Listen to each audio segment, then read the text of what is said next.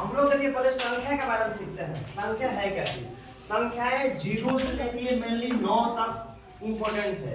इसी से जितना सारा संख्या है, जैसे मान हमको लिखना है 502, तब 5 0 देखिए तो इसमें से 5 लिए हैं, इसमें से 0, इसमें से क्या लिए हैं? 2 लिए हैं। तो सारा संख्या इसी वर्ड से बना है, जितना भी संख्या बना है।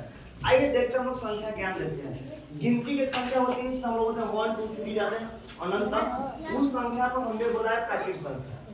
गिनती की संख्या बोलते हैं प्राकृत संख्या। दूसरा हमने बताया पूर्ण संख्या। पूर्ण संख्या मतलब 0 से होता है, 0 से होता है। और गिनती की संख्या में क्या है? गिनती की संख्या। अगर इसमें 0 को शामिल कर दिए बनता है पूर्ण संख्या। एक आता है विषम संख्या। विषम संख्या जिस संख्या में 2 से भाग नहीं जाता है। जैसे हमने लिखा 15, तो 15 में 2 से भाग 2 आते 14, शेष कितना बच गया? 1। तो ये बताइए 2 से भाग गया नहीं गया। तो ऐसी संख्या को बोलते हैं विषम संख्या, जिसमें भागा किसी से न जाए। एक हमने और लिखा है सबसे सम संख्या है। सम संख्या में जिसमें 2 से भाग कर सकते हैं। हमने लिखा 2 में आपको 6 लगा, अब 2 3 आई 6 भागा गया कि नहीं गया? ऐसी संख्या कहलाती है सम संख्या। तीसरा हमने अगला पॉइंट हमने बताया है अभाज्य संख्या। ऐसी संख्या जो सिर्फ 1 या अपने आप से कटे।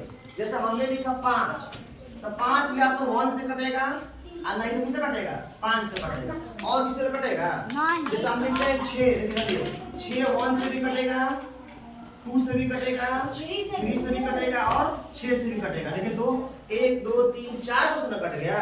तो ये संख्या भाज्य कहलाएगी। क्या कहलाएगी? भाज्य। लेकिन ऐसी संख्या जो 1 और अपने आप से कटे ये कहलाएगी अभाज्य। क्या कहलाएगी? अभाज्य। अभाज्य संख्या हो गया। देखिए हमने यहाँ भाज्य के बारे में बता दिया, वो अभाज्य हो गया।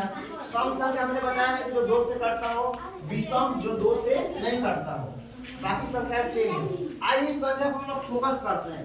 आपसे हम बोलेंगे, पहला सवाल मेरा है, आप लोग आप उत्तर दीजिएगा ना। हमने का सबसे छोटी प्राकृत संख्या क्या हो जाएगा? सबसे छोटी 1। आइए दूसरा सवाल, सबसे छोटी पूर्ण संख्या क्या हो सकता है? 0। बहुत सुंदर, 0। सबसे छोटी विषम संख्या क्या होगा? 1 का ना। बहुत सुंदर। सबसे छोटी सम संख्या क्या होगा? 2। बहुत बढ़िया।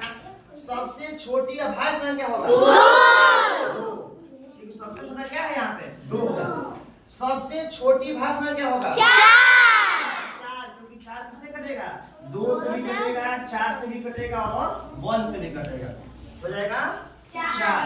सबसे छोटी सम अभाज्य संख्या होगा? 2 ना होगा। ये सम संख्या भी है ना? और अभाज्य संख्या भी है। याद रखिएगा 2। यहाँ पे सबसे छोटी विषम अभाज्य संख्या होगा? देखिए 3 विषम भी है और अभाज्य भी है। विषम भी है और क्या है? अभाज्य भी।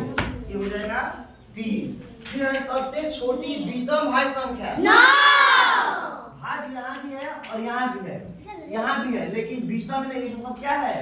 सम संख्या है। लेकिन ये संख्या क्या है? विषम भी है और सम नहीं, भाज्य। ये दोनों सम कैसे हो जाएगा? नंबर दूसरा भागा जाएगा? नहीं जाएगा। तो विषम हो गया और भाज्य हो गया।